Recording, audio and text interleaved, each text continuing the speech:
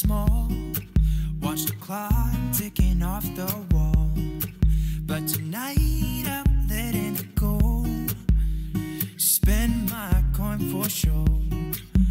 I'm gonna be myself, or I could be someone else. No one's stopping me now. I'm gonna skip my breaks, I'm gonna make mistakes. I just wanna feel alive. It's just what I do when I'm out, so try not to hold me down. Feel alive when I'm in this town. Look at those beautiful stars. I wanna drive a faster car. Nothing can break me, no, no, nothing can break me. Try not to hold me down. Feel alive when I'm in this town. Look at those beautiful stars. I wanna take a trip to Mars. Nothing can break me, no, no, nothing can break me.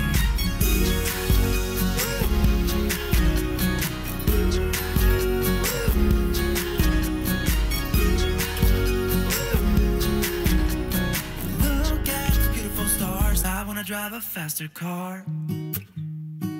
Lay my troubles to rest. Blow the smoke through my cigarette.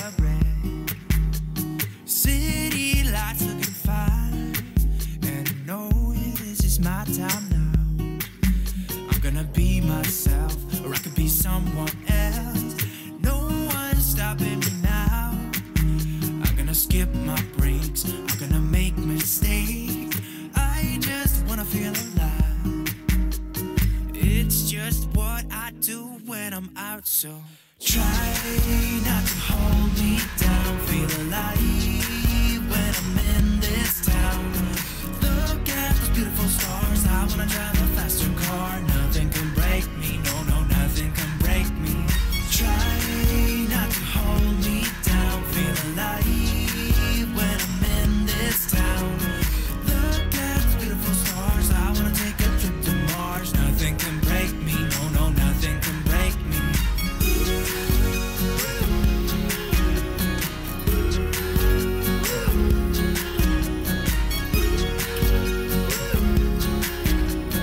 Look at the beautiful stars. I wanna drive a faster car. I'm gonna be myself, I'm gonna be someone else. I'm gonna be myself, I'm gonna be someone else. I'm gonna skip my breaks, I'm gonna make mistakes. I'm gonna skip my breaks, I'm gonna make mistakes. I'm gonna be myself, I'm gonna be someone else. I'm gonna be myself, I'm gonna be someone else. I'm gonna skip my breaks, I'm gonna make mistakes. I'm gonna skip my breaks, I'm gonna make mistakes. Try not to hold me down. Feel alive when I'm in this town. Look at those beautiful stars. I wanna drive a faster car. Nothing can break me, no, no, nothing can break me. Try not to hold me down. Feel alive when I'm in this town. Look at those beautiful stars. I wanna take a trip to Mars. Nothing can break me, no, no, nothing can break me.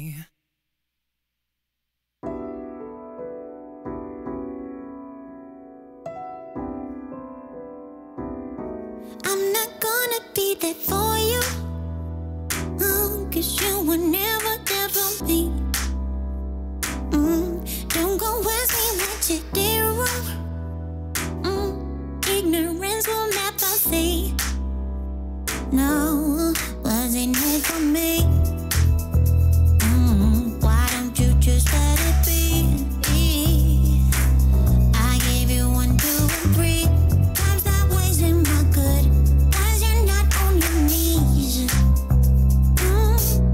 Wasn't it for me?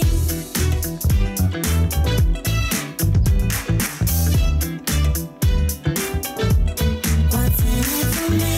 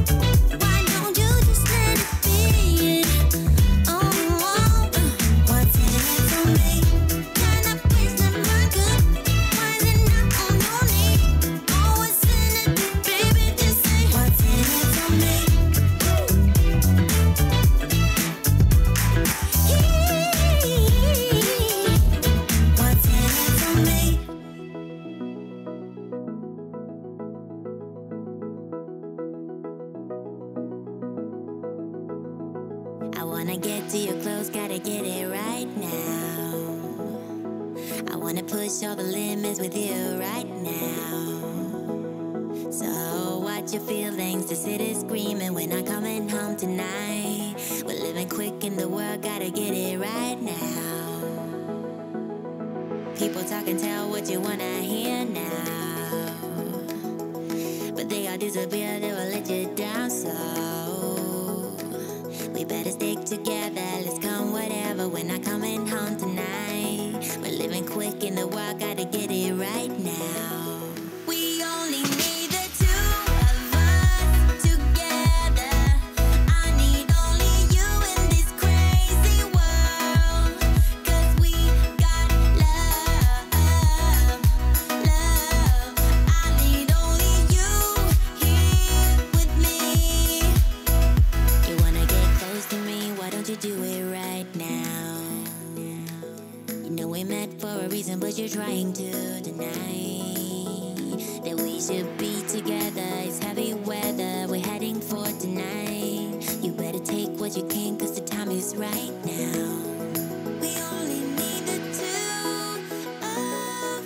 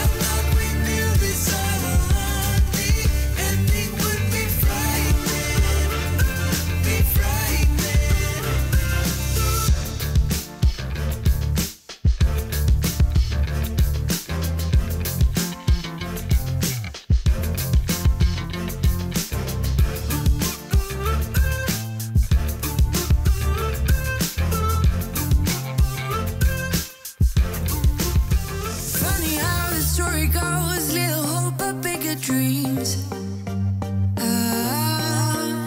They try to bring a sucker down, singing louder than the crowd. Listen the rhythm, I'm feeling brand new. Keep pushing forward, it's gonna save you. Never look down, love, not when we shine so bright. The sun is getting warmer, but when we soar away among the clouds, the sky is just a border. But when we're floating up like helium.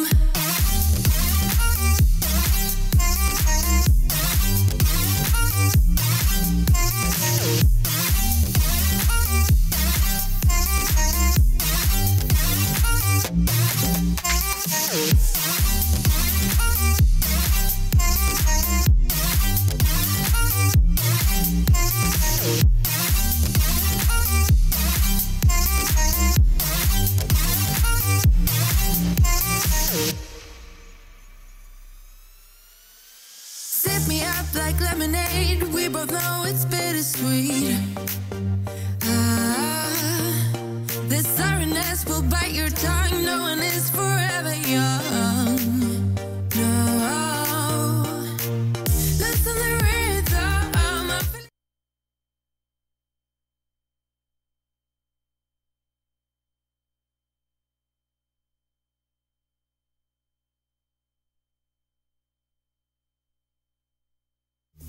The sun is getting warmer, but when we soar away among the clouds, the sky is just a border.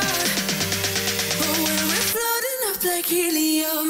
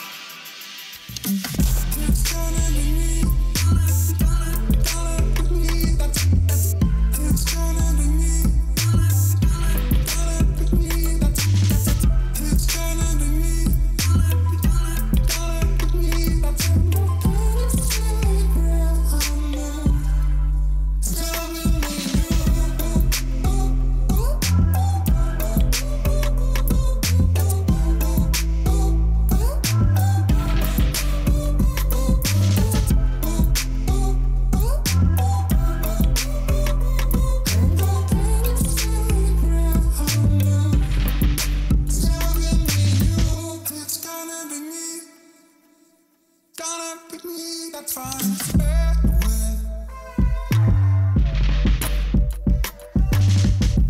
Feeling is strong. I'm getting right over here the way it's on.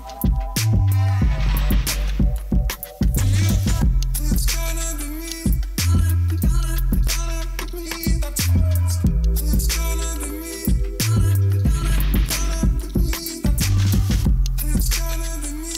Gonna be me. That's the place where I know. It's gonna be you. It's gonna be me. Gonna be me. That's it's gonna be me. Gonna be me. That's it's gonna be me. Gonna be me. That's the place where I know. It's gonna be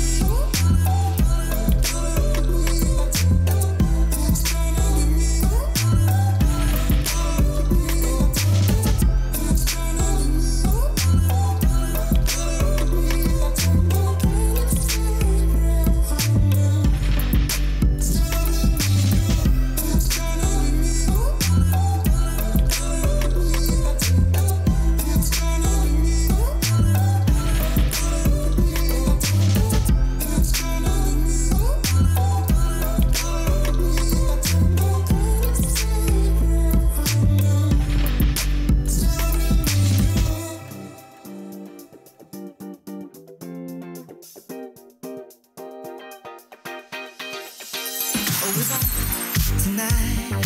Throw that thing from left, right, side to side. Yeah. All my friends are here. Play my favorite song right on top.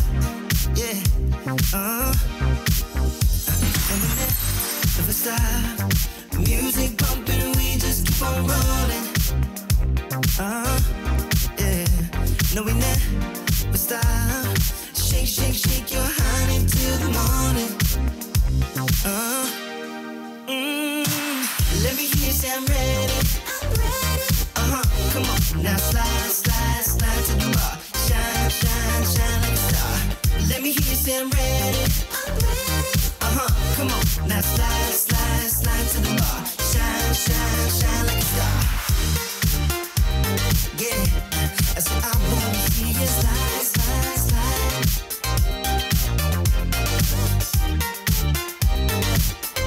I said I wanna see you shine, shine, shine. Oh, it's on tonight. Throw that thing from left, right, side to side. Yeah. All my friends are here. Play my favorite song right on time. Ooh, and we never stop. Music pumping, we just keep on rolling. No, we never stop. Shake, shake, shake your honey till the morning. Let me hear you say I'm ready. I'm ready. Come on, now slide, slide, slide to the bar. Shine, shine, shine like a star. Let me hear you say I'm ready. I'm ready. Come on, now slide, slide, slide to the bar. Shine, shine, shine like a star. Yeah, I said I wanna see you slide, slide, slide. Yeah, come on now, now, now. I said I wanna see you shine, shine, shine.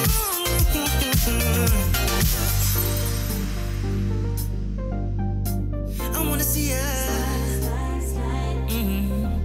Oh, whoa, whoa, whoa.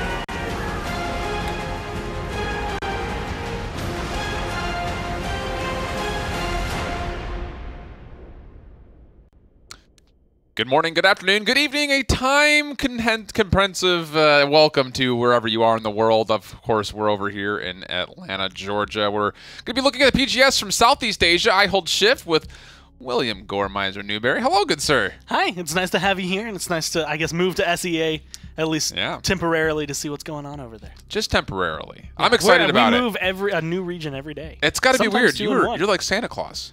Yeah, it's impressive to be able to jump from like North America to Australia every now and then. That's as far apart as you get. Yeah, that's the one that I was like, what's the longest you could spend on a plane? It's about 14 hours, but we still managed to do it in about 2 minutes. I would love to see you cast from a plane going from North America. Do that. Okay, we'll just pass on that. I don't like being on planes as much as I like to avoid them now.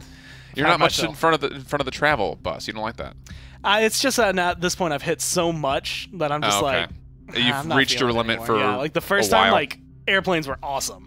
Now it's like, man, I have to sit like with all these other people who probably don't know what they're doing, or they're going to be obnoxious. The most inconvenient convenience that we have. Yeah. Let's take a look at what's been going on in Southeast Asia. First world problems for sure. Here's our 4 teams as we look through it so far. Authority, SEA, Ryder having themselves a successful start. Wolfpack and Five Gods, not as much, and that's definitely not the kind of look that you want to see out of Wolfpack and the team that was just here a couple of months ago. It's just one of those things that you would have figured that Wolfpack, they've been up there for so long. A little bit of a fall from grace, I guess, over the last couple of weeks. And it's definitely weird because not only Wolfpack, but also Five Gods were 2 teams that I didn't really expect to see lose, especially in the way they did. Right. Normally, SEA is like, we go to 5 games, they're going to be 4-3s most of the time. Last week, it was a lot quicker than that, so being able to kind of showcase, specifically from Authority, but also from Ryder, that there are teams here who are willing to push themselves to that next level and try to take these sets as seriously as possible to get here to land. And SEA has been one of those regions that is kind of wide open for the taking, at least more often than not. It will be Five Gods going up first. We'll take a look at what maps we're going to be seeing today to start off the day as we're inching closer and closer to that weekend. We've got a lot of action in front of it. And Southeast Asia is always like the Wild West of Paladins. You never know what you're going to get. It's one of those things as well, like especially because when we look at like map bans over the past couple days from the PGS, like I've seen standard things where it's like, okay, well, we're going to ban out Frog Out because we just don't want to go there. Or Jag Falls. And then some people are like, Timber Mill. Don't even want to risk it. It's like, you're in a best of 3, my guy. Like, no one's going to playing pick Timber Mill as of right now. But I'm kind of curious as to whether or not that happens here, because I feel like this is the region where you will see like a Fish Market thrown in just for the sake of going to Fish Market, because it's like, well, we know that we can win it. Right. What can you do? I love Fish Market. I feel like it's like the redhead stepchild of Paladins. Everyone like, just likes no one bans it, but nobody plays it. It's just kind of off to the side. We don't want to talk about it. Navi ban it like every time because they're like, no, we're going to lose. Don't risk it for any of those biscuits whatsoever. It's just funny. You were talking earlier today about the last we saw a couple of SEA matches. There was that 3 flank versus 3 flank meta, and it's just one of those things that, like, when he's mentioned anything can happen with EV going is highly prioritized. Do you see that being an SEA thing? And the ping is always a thing, you know, when it comes to consideration. Yeah, it was actually really surprising because last week we were talking about EV. Like, we're like, man, this is the EV region. Like, if you're gonna play EV, this is the place to do it. It's either here or CIS. You get them no matter what. And then no one picked EV. And then yesterday we saw it in the PPL. So now I'm kind of wondering, especially if any of these teams either were watching or if they've just kind of been looking at that, if we're going to see EV. If it's going to be Snow Globe, probably not, but we never really know. Snow Globe is interesting, to say the absolute least. But Jaguar Falls, first and foremost, to start things off, I don't know if we'll see an EV here on Jaguar Falls. I don't know if you were watching, but like, so there was a point, and I can't remember. I think part of it was on camera, but we've had discussions off camera about Snow Globe EV.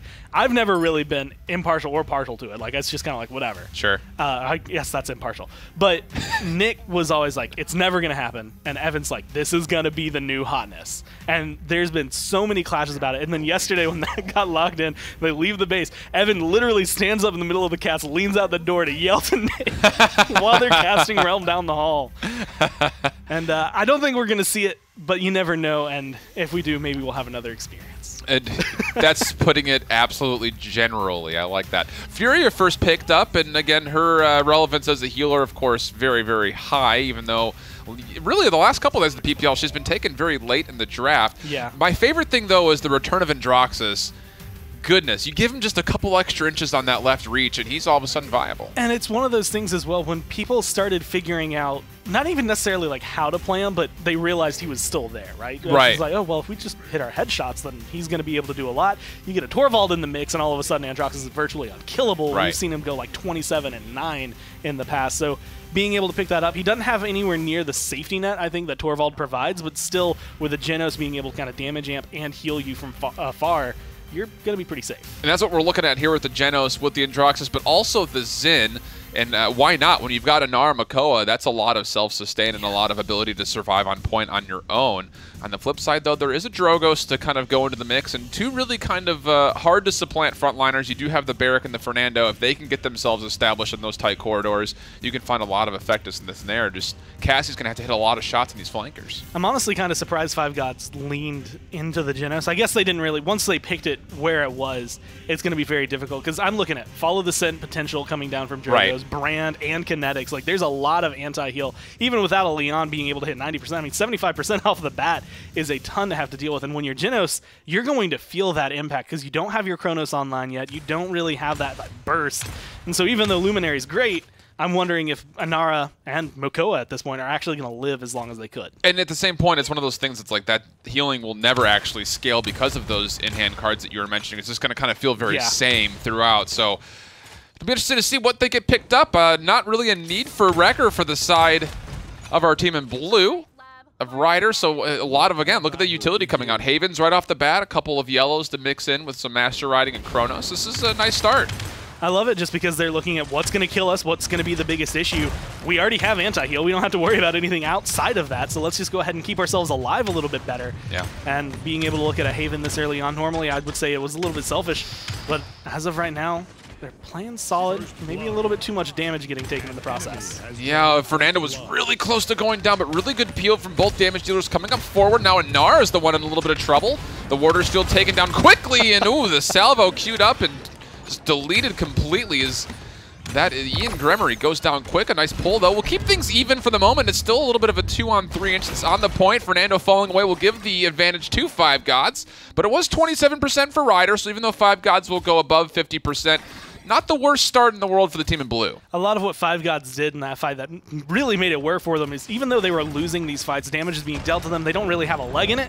They got rid of the healer first. Right. So any damage they had was going to stay there, and it's just supplanting that, putting that onto them, and making sure that you can kind of keep locks on this Cassie, this Drogos, and try to shut them down. And this is one of the dangerous reasons why you don't want Makoa on the table. Void Griff into Dredge Anchor, and a Guillotine coming through, but despite not enough to take down the damage, Barricade goes up, Makoa comes around, the Shell Spin enough to help boop him right back up. And again, this is just the combination of Genos and Makoa. There's so much crowd control there.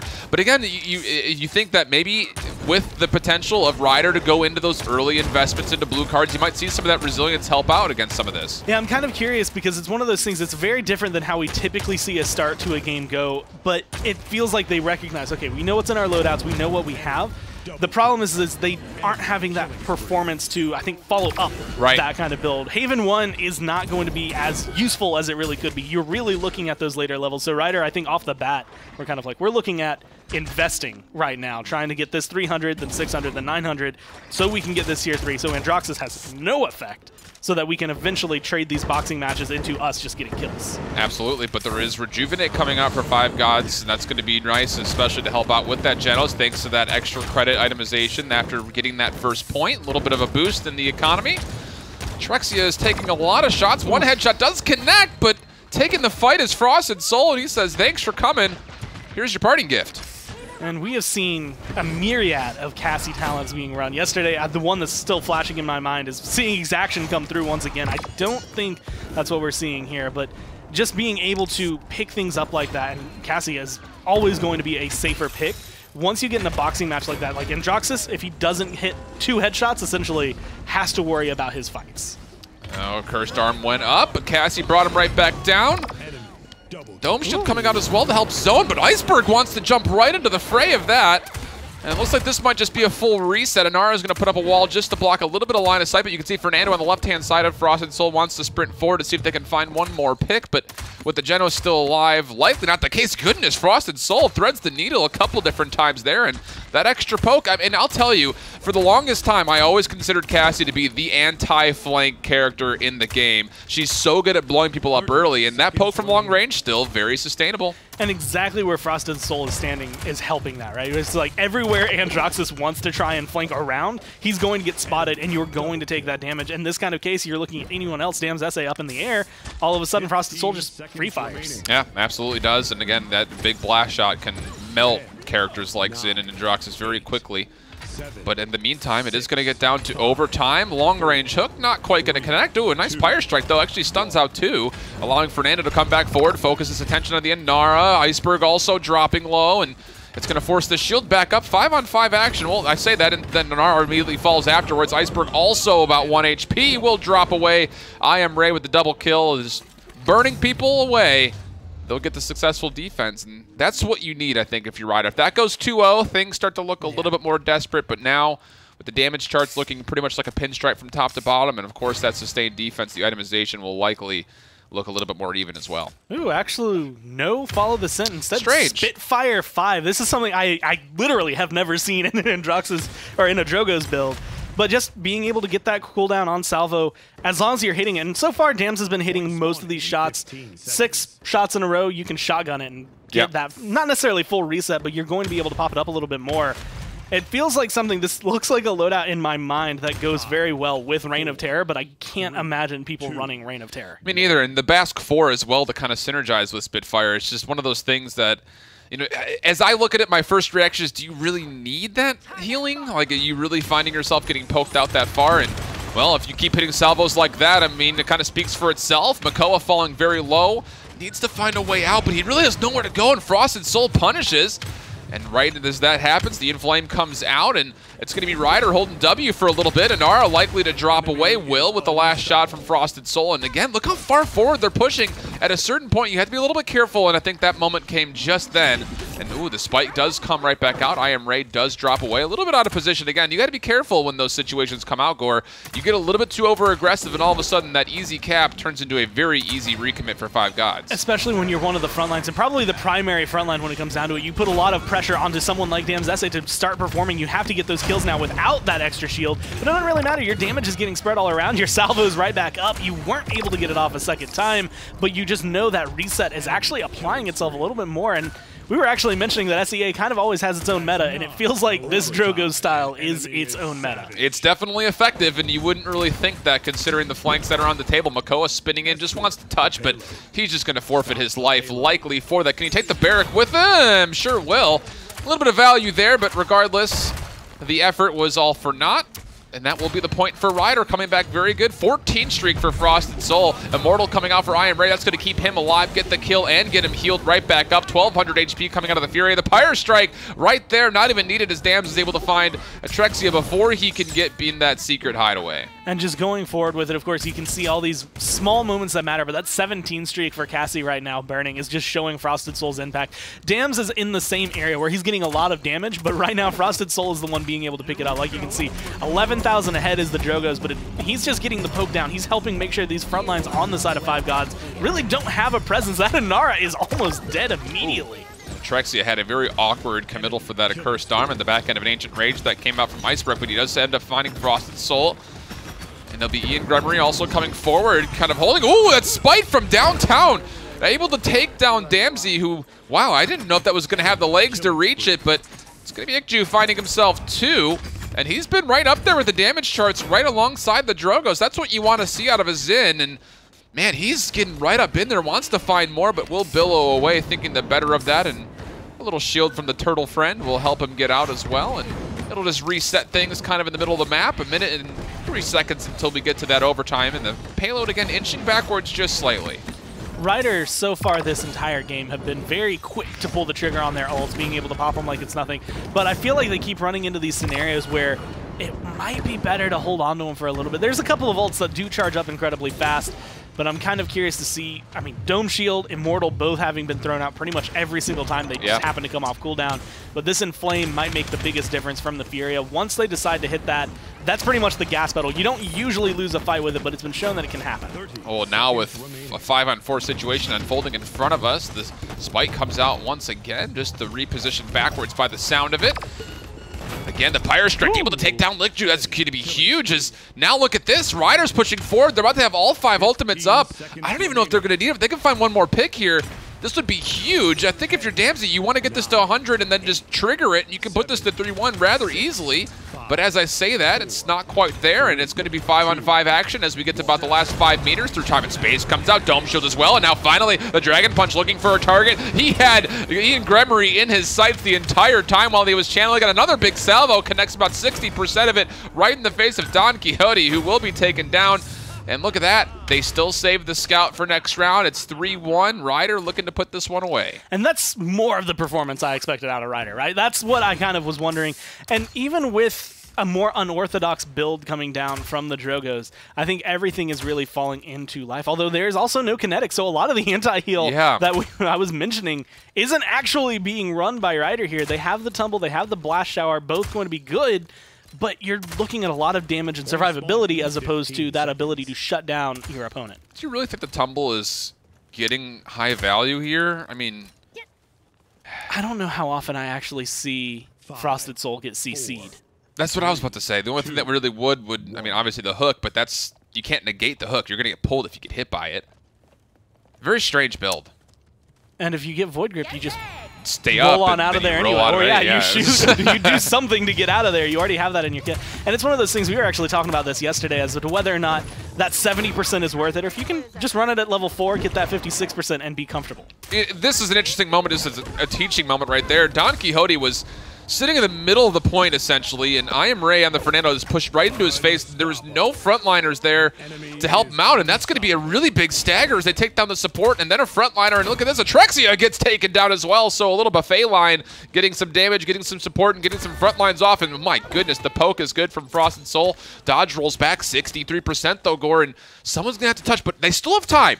They need to get themselves back together as 5, open up with an ultimate. The Seismic Crash is good. If they can find that pick, it'd be awesome. But running right into a Fire Strike again is Ian Gremory, not even get a chance to touch, and it will be Ryder walking away. Zin not quite able to get that pinky toe on, so a 4-1 victory on Jag Falls for Ryder. And I can't think of anything to showcase, like, I guess the lack of healing more than that tail end. When Inara, like, you run in, it is unfortunate to get stunned in that position, but you hit 1,000 health, Genos does whatever he can to dump his healing into you, but okay, now you're at 1,500 health after a couple seconds. You're still going to go down with all the damage that's being thrown at you, and I feel like that's where, again, if you were running Cauterize, that definitely would have been able to shut that down, or if you had kinetics, if you had the Follow the Sun, but they didn't really need it. They just out-damaged the healing. And that's the big key, I think, when you look at the PGS as a whole. It comes down to what elements are stronger where for the teams that you're seeing. And that time through, Frosted Soul and Dam's SA were just carrying the load without a doubt. Didn't make a difference that it was a Makoa on the board. The damage was just way too much. Although, to be fair, Ikju on the Xin really did perform nicely. It's just,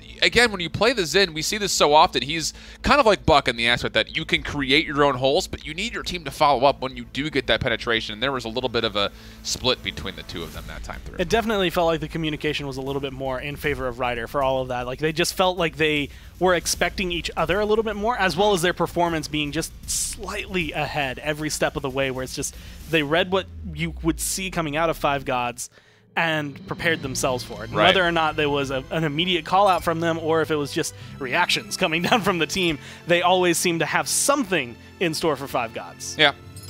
And sorry to tell you, Gore, I don't know if you saw this, but we're not going to see Fish Market. It was banned. Yeah. Sorry. It's an SEA and a Navi thing. Which means that Navi is actually an SEA team. The entire region. The entire region. One band. Bans.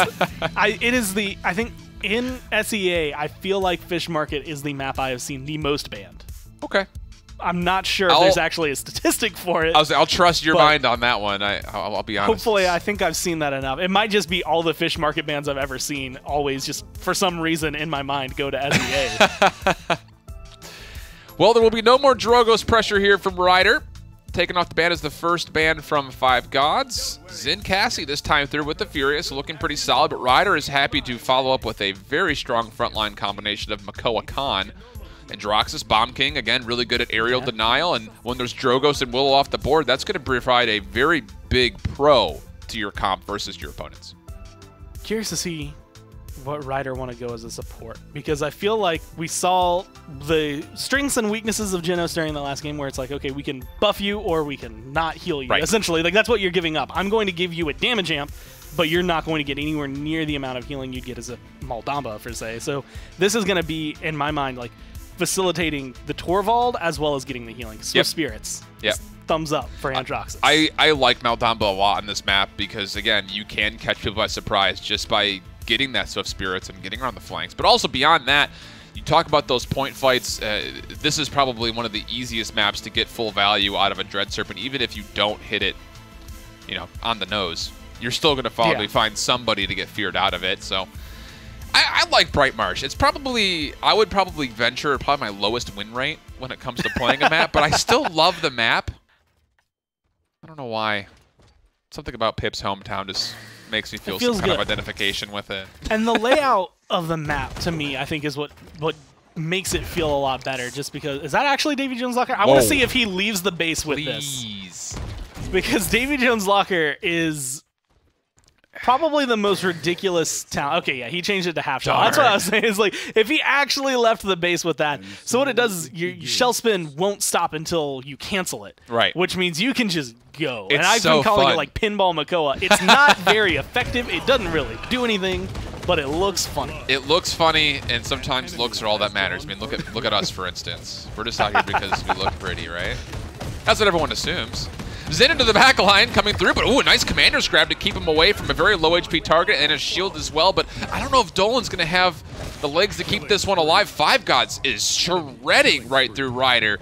Again, on the backhand of some really good Zin gameplay. This time through, this is what we were talking about for a second. It wasn't just the Zin. Look at the follow-up. Anara is out here with him this time. It gives him some providing, of that fallback line if he needs to. Obviously, Anara not the most mobile character in the game.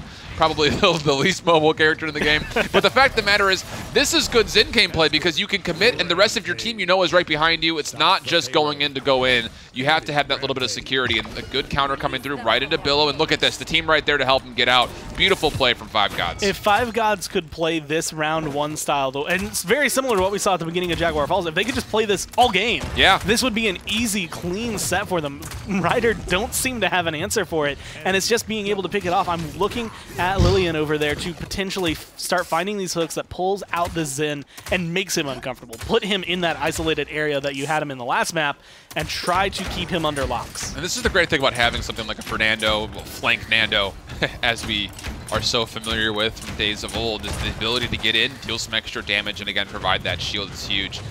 I Am Ray getting up top, but wow, gets fire striked right midair and has to obviously fall back down, but also use the reversal, and he's still low HP. He's catching some healing from Eldama, the King Bomb being channeled, thrown right into the face of Anar, who shrugs that off, but still enough damage coming through. The left hook did not connect, but a couple of bombs out of the in-hand from Bomb King do. That'll be enough to start this defense off on the right foot. Oh, Furious really low. I think Androxus wanted it, but thought the better of pushing through.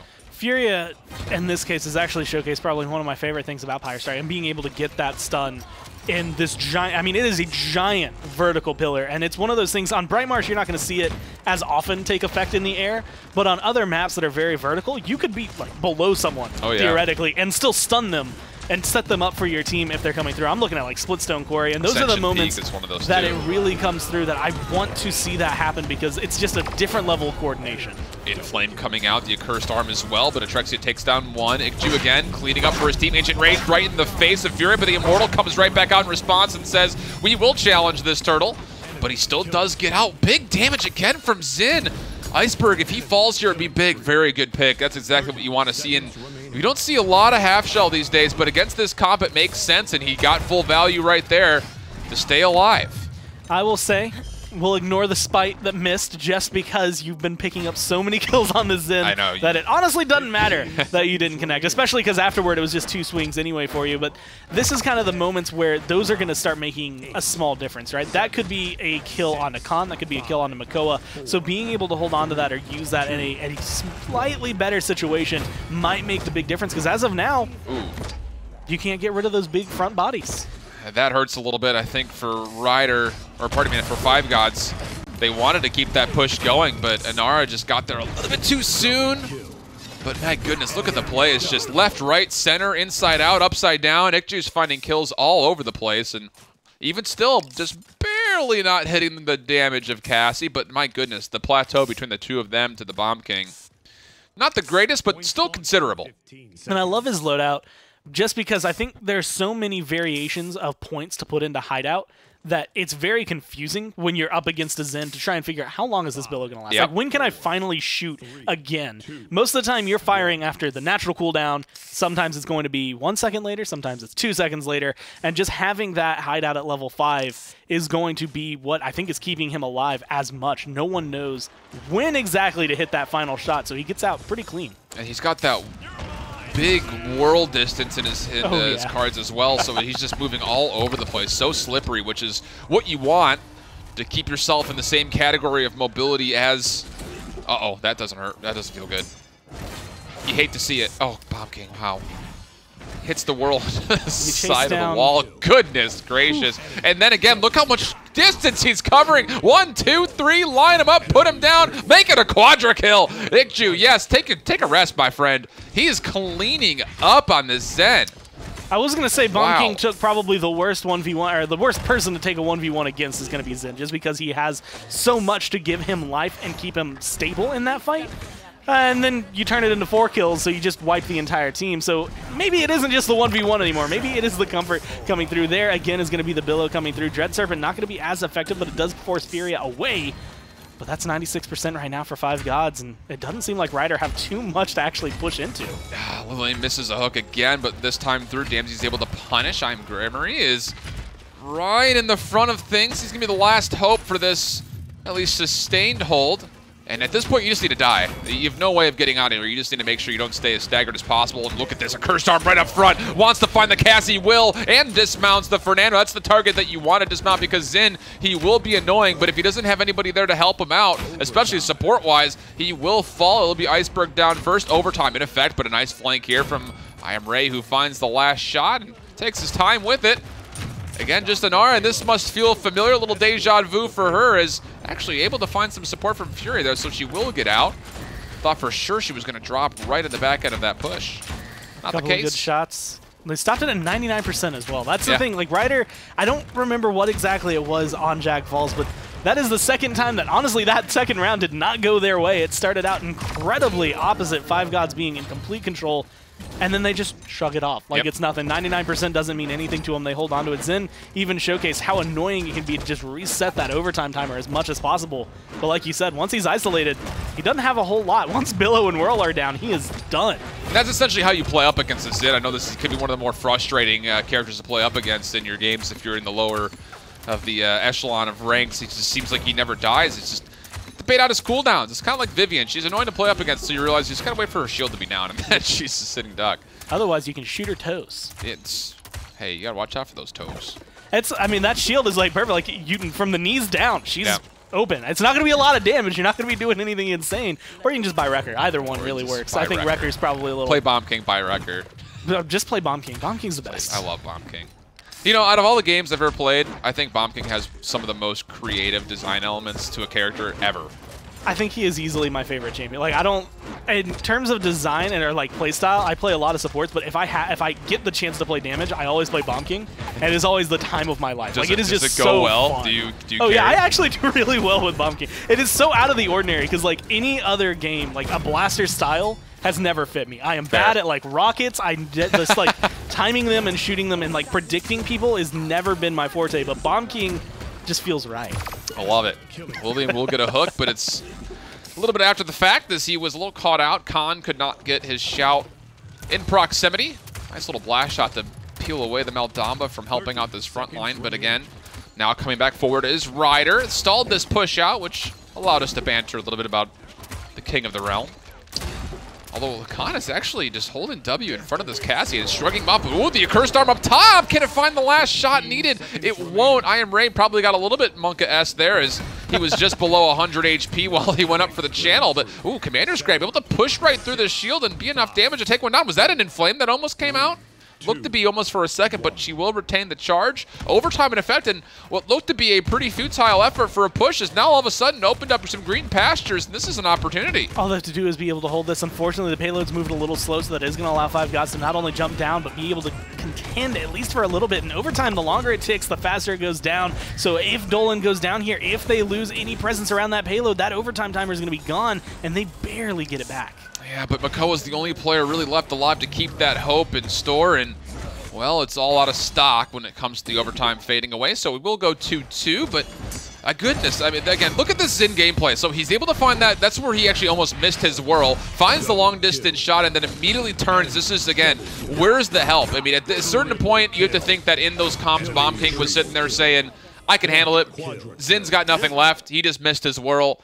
Then you get turned on, and all of a sudden, it's a totally different ball game, and Ikju will make you pay. And I feel like the minute Maldamba becomes the target, that's when most focus would switch over. But at that point, I don't know where I Am Ray was. I see both the front lines, one focusing on the objective, one looking like he might be trying to retreat and help. But you need someone who's going to get that burst. Right. You need like the Androxus or the Bomb King, but with Bomb King just dying, you don't have that benefit. And so Zen being able to choose his targets very well and reading the map very well so far. The question is whether or not they can keep up that pressure. Last time, 99%, it still wasn't enough for them. Seismic Crash coming out to try to start things off for Five Gods. Ikju again in the back line wants to try to find somebody. He will find Makoa, kind of peeled away, and again Lillian misses a big hook. Iceberg does fall, but it trades away as a damage dealer for the side of Five Gods is taken off the field as well. Ikju still trying to be a nuisance on the point, and he's successful at doing so. The Spite over on the right-hand side will actually find the support of Darkness, so that's going to be no Maldamba, and now that's going to be Five Gods taking the advantage and running with it. As you will see another hook just barely missing onto that big target you mentioned earlier, Will, is just, he needs to find these hooks against this Zin to keep him to be a little bit more uncomfortable. This has been, he's been sitting on the sofa here with his comfort level. He's got a lazy boy reclined, just finding kills left and right. It's looking good. And this time, I mean, doesn't need the quadra kill. They grab the point almost like it's nothing. And it just feels as though, I mean, Khan and Makoa both to me don't seem to actually have the full Maldamba behind them. That's kind of the big question I've been having is I see Dolan go in, I see Makoa go in, I see their health drop almost to nothing before a heal actually comes through. It's like, try to get something preemptive in there or try to get it right as they start taking damage, because otherwise you end up in this position where your front line's not going to be stable enough. Khan's shield, as much as it might be, as mighty as it could be, is not enough to really keep him going on his own. A little bit of a 1v1 here on the pier, and oh, how about one of these? Gives him 5 knuckles in the face. Cassie not going to get the full value out of that scout. Does get traded away, but Furia, low HP, will survive, which will keep the hopes for this little bit of a mid-game push going. And as we hit the minute 35 seconds, Fernando falling up forward. Again, Khan needs to be a little bit careful. He's not quite out of position, but look at the health pools behind him. Very low. Needs to be careful to make sure he gives his team enough time to heal up. And Ikju wants to go to the backline. Oh, but he misses the Spite. It just goes off the left shoulder. It's just a bit outside. Fernando, though, again, is there. And with that came the Seismic Crash. So he gets out. A Cursed Arm in a really good spot. Needs to find this Furia, though. Finds 2 of the 3 in Flame. Going to be channeled right afterwards to the movement speed. But fortunately, the team does follow up for I Am Ray to find 2 kills. And make that possibly a 3rd, as I Am Ray will get himself 1, not quite 2 actually. And Trexia from the backside will find the pick, and well, he's gonna be the last hope left alive for that hopeful push, and it will be turned aside. Damsey cleaning up the majority of that fight there with the Bomb King. Immediately started bopping on the Cassie as well. If that had gone a little bit better for Atrexia, that could have been a couple more kills.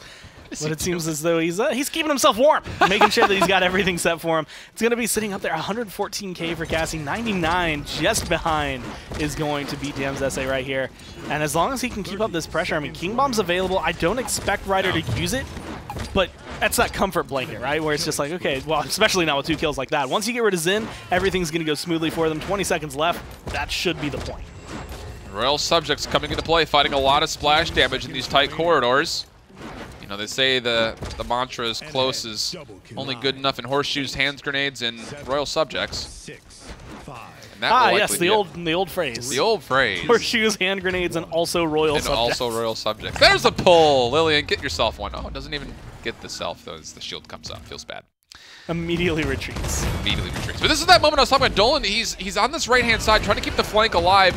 We'll get a really good commander shout in, and that's just going to open up, again, that extra damage boost to come through. They find a stun off of what looked to be a Pyre Strike, or probably not a Pyre Strike, a Bomb King Grumpy Bomb. And that'll be enough, again. You get those small moments, and they can turn into great opportunities.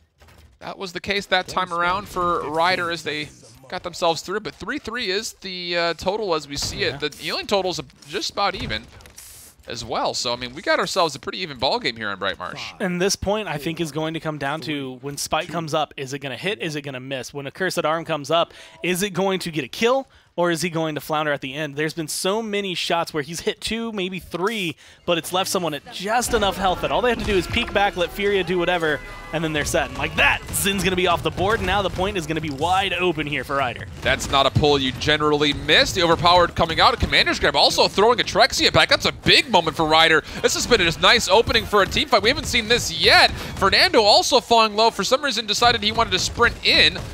They do find Damn SA, so that's going to take down one. The Spite onto the point, but he misses the Meldamba again, and the Dread Serpent to counter. That's 2 deaths in a row for Itchu. He's been carrying this squad, not going to get a chance to do this here, and now it's up to who's going to touch. Inara is low, and that's a good play from IMRA. Just poke and come on back, and now the Accursed Arm right into the tight corridor. It finds a lot of damage, but doesn't secure any kills. Fernando into the Immortal, wants to try to keep this point alive. It needs to. 87% for the team in red. Lillian gets a pull, but he gets taken down immediately after, and it's a full reset here as Five Gods has found themselves the point.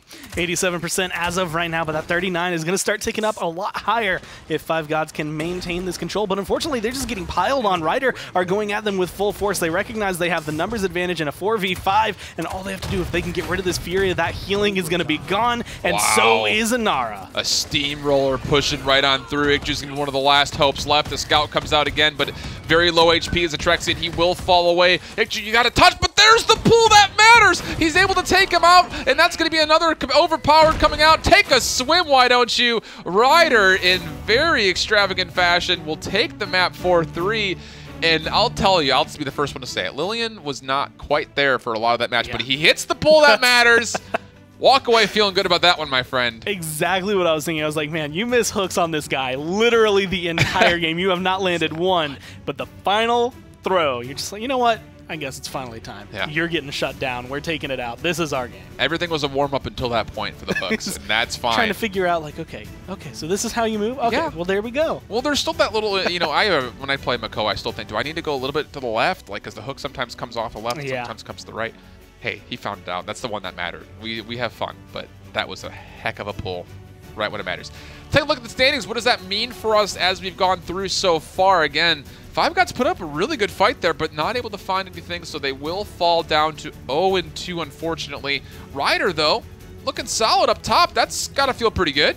I will say Five Gods and Ryder, honestly, both in the same experience I think that they had last week when it came down to it, whereas yes, Ryder was winning their games, but every single one of them felt like it was like, man, that could have gone wrong. Like, just one path is what it took for you guys to actually get that win. That 4-3, a lot closer, and I think that's kind of a downside to Five Gods. That 0-2 doesn't really showcase those map scores and how well you are actually accomplishing it, but they've been right there. So even though it's 2-0-0-2, you're still looking at pretty neck-and-neck competition. And the thing is, when you get into those close matchups, you can start to take a look at, okay, what went wrong, you know, on a more mechanical level. Those big blowouts, it's like, all right, well, we could have just drafted poorly, or maybe we just didn't have the performance we thought we would. But those games that do go 4-3, I mean, Ryder, for the entirety of that Bright Marsh map, was playing from behind. It wasn't until that last push that they really started to find some success in those early team fights. And, hey, that's eye-opening as you move forward and you're sitting undefeated at the moment. But where you grow, where you get better from there. And it's in that similar vein. I mean, what you had actually said just because at the very beginning of that was that beginning of the fight, or the beginning of the round fight from Ryder was something that hadn't been happening at all in that game. Yeah. And so they finally picked that up. But with the way things have been going, they seal their deal, and now we get to go see if we have the same kind of performance, if Wolfpack can kind of pick themselves up. Yeah, need to. And, well, we'll just let you know right off the bat, they did not start the day off properly. They were a little tardy. Yeah. Alarm clocks didn't go off at the right time. Wolfpack will, they actually forfeited the first map by disqualification. So as far as, you know, starting the day off right, I don't think that there is... That's like, they always say, like, start off on the right foot, and that's like, you take that step, and not only is there a spike, you step on it and then trip onto your face. That's kind of like what happens when you play Slay the Spire. That too, yeah. I'm just you step on trap. the spike, you fall on your face. I'm so bad at that game. So we'll be authority. Feel better. I'm bad at a lot of games. Okay, well, you know what? We'll be bad at those games together, Gore. This is why we get along so well. That's why the grind is truly real. It keeps it fun because you're just like, man, I know I can be that good maybe one day. Yeah. It's the hope. Except at It keeps you Drogos. going. I'm never going to be good at Drogos. You know, I don't know what it is about Drogos. I'm in the same boat. I'm glad that I'm not alone in that because I feel don't like know what it everyone I've is. ever played against always is great at Drogos. And I'm There just was- like, what do you do? If you ever have the time and you feel free to search for it, there's a clip from a long time ago that I was playing Drogos against a Pip, and it got clipped where he literally was dodging back and forth and ended up doing the little Pip dance, and I still missed him, and he ended up coming back and killing me. It was not my proudest Ooh, moment. that's an unfortunate moment. Go ahead and find that on Reddit. That's actually, seeing Makoa make it through, that does give me a flashback. On Frog Isle, there's a point I was pushing in the payload, doing the breakdance on top of the payload. Just well, because never it was that much of a stomp. Like, it was 3-0, it was like 5 minutes in, and I'm like, I'm just going to stand on this and do the breakdance emote. And then one of my teammates died and blamed me because I was not doing anything, which admittedly it was my fault. But to be fair, though, if you were not on the payload, they would have yelled at you for not being on the payload. True. So you got there was no win scenario there. Yeah. It's one of those frontline struggles. Cassie Drogo's taking away Con Torvald on the opposite side for Wolfpack. We'll try to talk about this game, I promise. I don't know what your thoughts are about Terminus, but I still have that bitter taste in my mouth from when he was being played in the summer where he only won a single game and is yet to really find much success even in this iteration here in the fall. That was pretty much how I was feeling about him a few days ago. It's in that same area where it's just like sometimes he looks great, sometimes he does a lot of damage, and then sometimes he falls flat. He just has no impact at all on the game. So it kind of, to me, I think depends on if we're seeing people go with this decimation style, go for what I've been calling like shotgun Terminus, where it just does enormous amounts of damage, or if they're still going for this undying, like I'm actually going to be a tank kind of feel. Because when he is that tank, once that reanimate gets popped, most of the time he gets burned immediately, especially if he ends up against something like an Androxus, which so far has been the matchup I've been seeing, is just reversal into an insta-kill. Luckily, we're not going to have to deal with that this game, so Mux's probably pretty happy. Yeah, that moment that Loki had the other day, I think it was Loki who was playing Androxus, soaked up that entire thing. And just, it was reversal, one shot from a pistol, and a left hook. Felt good, man. It felt bad if you're on the receiving end. Like, you're Terminus, and you're like, this is my ult! Okay, I'm dead again. Felt good to watch. Well, there'll be a Willow this time around, but the interesting thing about this is we're going to be seeing a quote-unquote double support coming out of Wolfpack with the Grok Ying, and I say quote-unquote because I don't imagine the Grok will be supporting all that much. Nope. Mux trying to find this right-hand side perspectively just to start things off for Wolfpack, and wow, look at this. They've shrugged off everybody, and Inara sitting here. She's in her mother's grace, but she's getting absolutely body blocked. Wanted to get to point, couldn't do it, but where's the follow-up? This might be the downside of Wolfpack. They do not have a lot of chase in this build. Who's going to finish off these kills? 23 HP is Mux, and he will be taken down by the support of Wanda for first blood. Sailor going to throw up a shock pulse. It will bounce around like a pinball for a while, and that's going to be the good target, I would say, about Grok is against the Nara, there's a lot of free confirmation when it comes down to hitting those shock pulses. You can throw it on the Warder's field, and it will still interact as it would a normal body.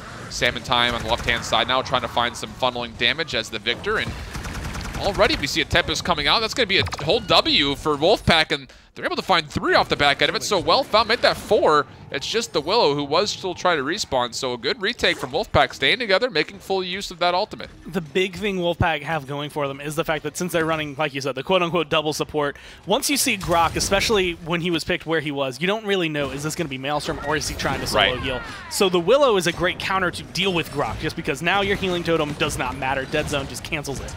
If you put Ying into the equation, all of a sudden, Dead Zone, you're trying to figure out where am I placing this, because all they have to do is move. That illusion can be anywhere. That heal from the right click coming down with Life Exchange now can be anywhere. Yeah, the thing is with Willow, nicely played there, able to find the last bit of burst needed to take down the Bomb King. But on the point, we are going to see an Immortal well triggered in the seismic crash, but the damage was just too much, and there was no damage to follow up for Authority, so that first point will go to Wolfpack. And what I was about to say for the side of Authority with this Willow is there is going to be a lot of that split focus. You need to be able to make sure, number one, you're going to be free in the air. No one's going to be able to take you out of the air at this point in time. The range is just not high enough. The damage is just not high enough from a hit scan point of view for Wolfpack. But you have to not only know where you throw out these dead zones, but if you can find, even using the seedlings on top of the illusions to take down the illusions, that's going to be really her job, I would say, in my mind. and being able to play it a little bit more patiently. I feel like I've seen Zed really get aggressive, like get in their face trying to play this Willow. Stay back. And every single time it's like, well, you're getting met with Bomb King, Grok. Like, it doesn't matter who else is there. If you just have Bomb King versus you, generally the closer you are, the more likely he is going to be the one that wins. Your shots are going to be way more accurate at that range. You can actually hit people and blast them from far away. Try to play it a little bit more patiently, and you can pick up doubles and triples. Look at this. The Tempest used once again and doesn't really find any kills in the front end, but it's completely tears apart Authority at the seams, keeping an Inara way out of position. They're actually going to stagger her super late. Meanwhile, Muxt is getting up in there, as they say, as he's able to find one, and now Maldama is going to sit and consider his fate, which will be met with an untimely death. Again, all staggers, good pushes again here from Wolfpack. That's all in the back end of one ultimate, Gord. That's incredible. And just being able to utilize this, I mean, Tempest has been one that can be game-changing if the team uses it properly, and being able to use that movement to kind of get around and reposition yourselves. Authority don't seem to know what's coming at them. It's like a giant wall just running you down. But now you're starting to see the defense come through. No ult, no big standings, no great healing coming down from Wolfpack as of right now. And so you're going to be looking at Ying once her ult comes online if they want to pop that. But King Bomb, Immortal, Reanimate, both of the, or all three of those, usually ults you don't want to use just to end a round. Yeah, but if you can go up 2-0 earlier, that might be worth. It just depends on what success they find. Look at the Inara again. Where is she going? She's still actually moving forward. She's got a good wall down, but where's the damage to follow up? Nobody else is with her. And the Willow needs to be in there to find that extra damage. The Seedlings would be huge. Finally, Zed able to find one. Now they got an angle to find more. It happened a little late, but it did happen. So there's two. Make it possibly three. There it is. And maybe even a fourth. But look at this. Again, like, that was a moment of success, but just barely for Authority. They almost missed their opportunity. And Conqueror, he saw the opportunity to move forward as none of his team came with him. So those are little moments that you look at and say, yes, it was a successful defense, but could we have done that with more, no pun intended, authority? You could have done it, like, cleaner. Yes. Right, is the best way. It's like, yes, you held them off, and honestly, you pushing up probably gave your team that advantage that they really needed, but the biggest issue is you were up there alone for 10 seconds before that follow-through game then. If that's there, like you said, pretty much from the beginning, all of a sudden you see Creams, Sacred Asura, Mux, Knife all going down in that corridor instead of being able to retreat a little bit. And of course, you're Inara Sai feeling maybe a little bit unloved in terms of healing with the way things walked out of that. Yeah. But with this point, everything going in again, you're looking at Reanimate, King Bomb probably being huge. Tempest's already almost back up, so pretty much everything Wolfpack have in their arsenal might make the big difference. I like the Lightning Rod here too. Just that extra little bit of healing for yourself. It keeps Ying, you know, focused on where she needs to focus on, not have to worry about Sailor. You can see it actually coming into play right there. Gets poked down to about a quarter HP and then immediately right back up. And again, that's the full value there. Look at this again. Look, Inara is just caught out a little bit, but ooh, actually able to find the last little bit of the Stone Spear burst, take down Sailor, but now has a much more formidable opponent in the Terminus, but again, got a little bit of help from the Makoa. Immortal being used a little bit more aggressively. Seismic Crash coming out, will find one, but is there enough damage to follow up on this Fernando, who continues to move forward, actually? And Conqueror is doing a pretty good job of holding their ground. They need to find this kill. There it is, finally cleaned up, and now it looks like it might be Authority's time to take control on this point. They still have to go through the Terminus. He does have the Reanimate available, and we just saw the wall go down, but not going to bother pulling it. No damage or support there to help keep Terminus alive for that second life, so they will think the better of using ultimates here. A lot of what Authority did throughout all of that was very much isolate and kill. Yes. That stun ends up going on to Fernando, but a lot of it was, let's keep him away from Bomb King. We'll kill Bomb King, then we can kill Fernando. Then we can go and kill Terminus. Like, they're just moving target to target to target, and now they've regained control of the point. That's 99%. All they need to do is hold on to it, but Salmon Time gets one, Zergetto gets another, and that's opening the point up for Authority. And at this point, with those kills, you hate to see it. You would have loved in that fight if you're Wolfpack to get the Reanimate in some instance at any point at that time. Not able to do so, though. Great damage. And this is the thing that Authority has to start to recognize is they win the poke battle with this Willow right now. The Willow Victor, it's a lot of burst damage, a lot of consistent damage that they can continue to put down things like cauterized pressure, as well as the dead zone on top of that. There's just so much poke that Authority has. They need to just kind of use that patience. The moment that they start to kind of get in that gray area is the moment that you start to see things like King Bomb and Tempest get more effectiveness because of their ability to change the tide so quickly. Now you're in this, I want to say, like, the most awkward spot on Bright Marsh. This payload is going to move up a little bit, and it's going to hit this archway, and this is where Wolfpack really have to step up. Sai going to be able to get the first kill, and that immediately makes it a 4v5. You get rid of one of the bigger damage dealers, and with this nice long-range play barrage available, Victor can just go for it. He has no worries in the world. Goodness gracious, he's just sitting here having himself the time of his life. Meanwhile, Zed up front. The reanimate does come out, but is there enough? Zed finds himself 3 kills in a row, looking to make it 4. Dead Zone in a really good spot. Will find 5 in a row, actually, as he gets onto a rampage. 4 in this spree. Salmon Time now taking the reins, and Authority is able to push that one through. Bomb King, what happened there? Everyone left the point, and Inara, who was just kind of lingering next to the wheels of the payload, will get themselves a successful push. 3-1 Authority.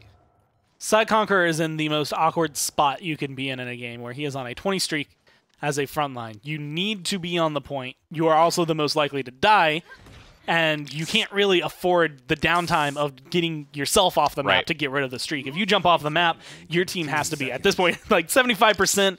You're feeling comfortable. You recognize that Wolfpack doesn't have any ults. Maybe you burned a little bit, but I'm looking at that maybe making a potential swing. But Wolfpack, I mean, admittedly, their ults haven't been hitting as hard as they could, at least as hard as they were during that first round, so I don't know if Authority need to worry too much. And you saw there for a second, as we're looking at the items, all of the Rejuvenate that was coming out for Wolfpack, and my question immediately goes over to Ying. Is she waiting for people to get out of Dead Zone before she starts to heal them? Because otherwise, it's just wasted investment. Fernando gets pulled out, but sprints right on back, so all for naught. Up in the air is the Fae Flight for Willow, and Salmon Time and Sai Conqueror are moving through very nicely, and this might be a big stagger, and that will be a full team wipe onto Wolfpack. Ying trying to get themselves away. Will be able to do so, but again, 50+%. It's going to hit 60 before Wolfpack can even touch at this point. And if they can go with some really good dismounts, I actually think I see Terminus sneaking through on the left. If they had been able to get everyone pretty much knocked off of the bat, that would have been not necessarily the capture, but a lot cleaner. They wouldn't have to worry about the front lines, but they've separated them. Sailor goes down, Muck's about to go down as well, and no reanimate means no more Terminus. Whoa! But the healing is solid. Oh my goodness, how do they miss that opportunity? Look at the frontliners. Makoa and Inara are so split apart, they weren't able to come back and take care of Terminus, and all of a sudden, Wolfpack, with that boost that happens with the capture point since they're back, that comeback mechanic, looking good. Tempest moving on forward, it's going to split apart. Look again, look how spread apart Authority is. They don't know how to deal with this Tempest. They get picked up by 2 from Sailor, of all people. 70%. Ying is going to go into the Illusionary Rift just to help the sustain healing up. And I don't know if anyone's going to be able to touch us in time. Look how fastly burned the Makoa was, even in Ancient Rage. It's just down to the Inara now. The Dreadsaber comes out, but reanimate right in response. Won't find any damage, but still they're here. Overtime in effect, and this might just be it, Goremizer. Sai doing whatever he can, but that 99 is looking to turn into 100. Again, all you need is a little bit of hope, a team fight, and comeback mechanic, and it helps you at least stay in the game. But Authority, I mean, they had a lot of Authority. Man. They got to 87. They were holding themselves well. And then that one fight, that 1-1v1, Muck stays alive, and everyone's spread out. Everyone, like, the communication falls apart. I think they thought they had it. And you can't let moments like that slip through. No. And that was beautiful from Fernando and Mux to be able to kind of separate the team. Well, not only that, but that power siphon came up at just the right time, allowing himself to get healed up. And now look at this. A minute 58, payload moving for free, a lot of space gained. Fernando now moving forward as well with Mux. Look at this double flanking front line. It's doing so much separation, and how does that backline deal with it? The answer is they don't. Sailor picks up 2, 1 from the Shock Pulse and 1 from the Lightning Rod itself. And now Authority has to sit and wait in base until all 5 are there, and goodness, you have 4 of the 5 ultimates for Wolfpack. You might not even need them, which will put you in a really good spot going into a 3-3 if it does happen. Sacred Asura, though, getting poked back. Sailor also getting taken down, which will leave the frontliners without much support. And this time they get Mux down before he can have a full impact like he did previously, which will cause a reset for Wolfpack. And I think it's fantastic for Authority to be able to jump down and still have this kind of performance, especially after that momentum just kind of rolled them. But there's also one big issue, and that's just that there's a minute left. I mean, this payload is right on your doorstep, and you have to not only defend for a minute, but you still have to kill some of these people who are still sitting here from the last time. Sailor looks to be going down one more time, so that's going to be twice in a row that you get rid of the Grok. But you need to get and displace these front lines. Get rid of Fernando as fast as you can, and try to make sure, maybe even burn the Immortal. And just as if you took a page out of Muck's books, Sai Conqueror survives with less than 1 bar of health, which may not have meant much as far as the success or fail when it came to defending, but regardless, the point still stands. Less than 30 seconds left now, and Salmon Time will put himself on this little planting pot right next to the right-hand side of the payload, and will get himself a lot of damage. Again, this is the Victor that you like to see. Is just grenade, grenade, grenade. Lots of random fire, but oh goodness, where's the target prioritization? Again, Sailor kind of getting picked, but Salmon Time has been all over the place. He's just kind of spraying the broadside of a barn right now. Needs to find the right target. And what is the right target seems to be the question at the moment. Mux just put himself out. The Power 7 coming through. There's a good grenade right in the backside of it. We'll take him down. Creams, though, does find the Makoa. An opportunity still here. But maybe not so much anymore as Zanara will find Creams. That's a big pick. Zed also falling low, though. So a lot of low health pools. Who's going to be able to sit there and touch? Salmon Time needs to get back. He will just in time. Goodness, that was close. Fernando almost did the exact same thing that Anara did previously with that push, but wise enough and aware enough was the rest of the team. But here are these ultimates. Again, Sailor is just moving right on in there. Gets himself 2 big kills, leading to what was a successful conversion of that payload point. And he seems to be the make or break for this team right now. Like Wolfpack are doing phenomenally when Sailor's doing great, and then when Sailor dies too many times, all of a sudden everything starts to fall apart. And that just showcases exactly how much damage. I mean, that's 121k that he has been able to bat up. 10, 13, 14. But once that Tempest is gone, once he is gone, that damage starts slowing down. You're relying very heavily on Creams to be able to hit every single bomb. Sacred Asura has to start shooting a little bit, and unless all of them, the other 4 at that point, are on point, losing Sailor means everything. So if he can keep his life going, I think that'll make a big difference. This is what I was looking forward to, as his healing stats. The Ying is doing an okay job, but the dead zone definitely playing a factor. But the combined healing, it is still pretty much an even ball game between Ying Grok versus that Maldamba. Now Salmon Time again. Someone needs to get him off of this back line. He's actually going to go help out. This is big, but oh no, he's not able to get there in time, and he actually pulls the barrage as well. But the King Bomb right in his face with the Tempest behind it. But where is he going? Creams, you need to get back to the point. He doesn't find any value whatsoever out of it. Ancient Rage back onto the actual capture point itself, but again gets burned down by Wolfpack. Looking good. Salmon Time in the sprint to get away.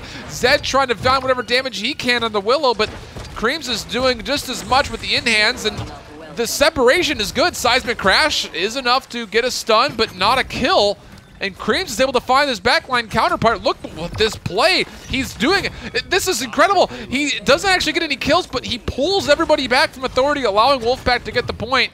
Distraction, just as good as damage in that instance. And in all of that, he is getting in their face. That's the big thing. We were mentioning it earlier, but if you're Willow, if you're Victor, like, don't fight Bomb King on his territory, which is going to be within 30 feet of Bomb King. You need to be a little bit further away. It makes it harder to hit those bombs more consistently, and it also makes it easier for your shots to be able to find that consistency. I mean, Victor has such a high DPS, but the problem is that it's very much sustained damage. He has to be able to hold it, he has to channel it, versus what you see out of like Bomb King and Willow. So if Salmon Time gets jumped on, he really needs that barrage to connect. He needs something to go right, and that entire fight for him just was jarred. He didn't know how to approach it. It looked a little bit like a panic ultimate. He wanted to help out. The mindset was good. The awareness was good to go help out the Willow, but just a little bit late, as Evan would say. A day late, a dollar short.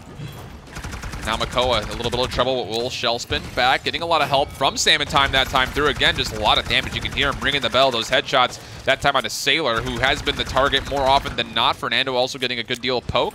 Grenade right over the top will connect for a couple, and that will instantly reset it. And again, more damage there, forces the Ghost walk out. But, oh, they're all clumped up. The barrage is big, but not enough confirmed damage to find any kills. It's just helping everyone peel back. Zed, where's that damage? They're in this nice little area that you need to be popping off at. And Salmon Time will find a little bit of a snipe. Long distance, make that 2. As Mux was in a weirdly awkward spot for a minute, and that will be the first part of a successful defense so far.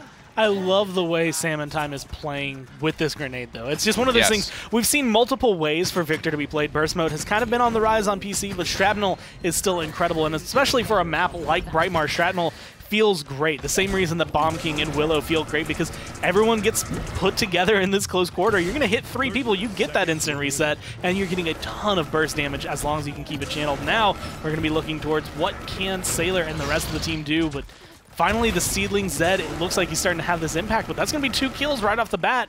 Authority are going to be losing that pressure. And again, you talked about the brilliant positioning and use of the abilities from the Victor. I would like to be able to say the same thing about Willow, but I just feel like she hasn't had the vertical presence that she should be getting for essentially free, especially lately. Early on in the game, it looked like it was going pretty well with how she was fluttering up to high ground and using that Fae Flight, but so far in the more recent parts of this game, it has not looked as good. Psy Conqueror in a little bit of a melee battle up in the trenches with the Terminus, but will change his focus to Creams, who will be taken down. Really goodly, well found rather. But there's still a lot of pressure here from Wolfpack. Frontliners still in pretty much, well, I was about to say in a plethora, but they are being taken down very increasingly without having that support there from the Grog. And it will just be Mux left alive. Reanimate could be used, but not going to be, not with a 3-3. So we will be drawn out into one last point fight. And honestly, I think that makes it a little bit more of an intense match for Authority at this point. Points have not been going their way. No. I mean, payloads have barely been going their way towards the tail end. Once ults are available for Wolfpack, which most of them at this point are, the ones that have been making the big difference, that is going to be how do we approach this fight. I mean, Salmon times 21-7 to 25. Huge. But I feel like at the beginning of each round, we don't see him doing as much. It's always after a payload starts going or whenever he finally gets that nice open range as opposed to on the point fight. Interesting as well to see Zed going into a Haven. And again, he's got the most deaths on his team. I don't mean to call out one person in particular, but the only time you should be getting hit by anything direct damage is if you are too far forward. So it's just interesting to take a look at how that's going. Yeah. He does have the Wrecker as well, but look at this high ground play by Wolfpack. They're able to get up top with the Fernando and the Bomb King, although immediately shrugged off by Salmon Time. There we go. Zed able to find one kill. That's on the right-hand side, and now Fae Flight up in the middle of the air. This is huge. The Seedlings up in the forward spot to create some space. Over on the left-hand side, perspectively, though, Zed has a lot of targets in front of him. Needs to find the connections. If he can take down this Fernando, it would be huge, because him and Mux played Terminus also very low, but he's getting pushed right back out by Creams. Fortunately, the rest of his team is able to get back here and convert on both frontliners. So this is going to be a big stall as far as Wolfpack is concerned. They can find this Ying as well. It'd be big. Oh, and there it is. Psy Conqueror taking him down. It's just going to be up to Bomb King to try to find something to happen. The Tempest coming out needs to be able to touch and will be able to do so. And look at that. Even beyond that, the rest of the team for Wolfpack blow right on by. Not even waiting for the door to be open. They kick it down, move right on in, and the 99% that looked good for Authority SEA is now suddenly not looking so great. But this is when it becomes a sixth man to play for. A beautiful hook, a couple of swings, and that's going to be at least one kill. Trying to find a second one, but Reanimate is available for Mux. He has to pop it if he wants to go forward. That shield is going to soak up the damage, but now his health bar is back. He has the Power Siphon. Can they take him down?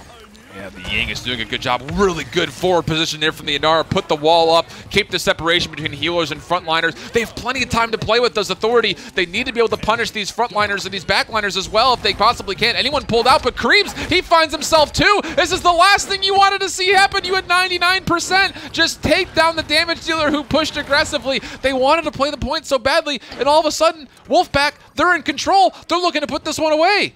Zed locked behind, gonna get caught out, and Wolfpack, it doesn't even matter. They don't need to kill the Willow. They have the point. Oh, no. That feels so bad. You get to 99%. You're holding that overtime. Teaching moment. And then this lonely Bomb King comes in and just demolishes your time. It's one of those things that, again, if you go back and you were watching just an overhead of that last fight, you're at 99%. It's in overtime. Wolfpack is, what 70%, if that? As they're capturing, it's an even game. You see how spread apart Wolfpack has. You just have to back off the point. This is what Na'Vi does so well and why they beat teams, you know, that sometimes maybe they shouldn't. When you said Fnatic as strong as they were at the beginning of the summer, beginning of the spring, Na'Vi adjust. They know when they have their advantages. They pull off the point. They take care of these penetrating forces that are becoming a nuisance in the backline, and then they come back forward with numbers. A missed opportunity there for Authority.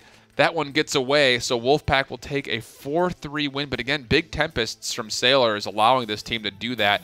We're going to move into Stone Keep, another pretty enclosed map. Very short map, though, too.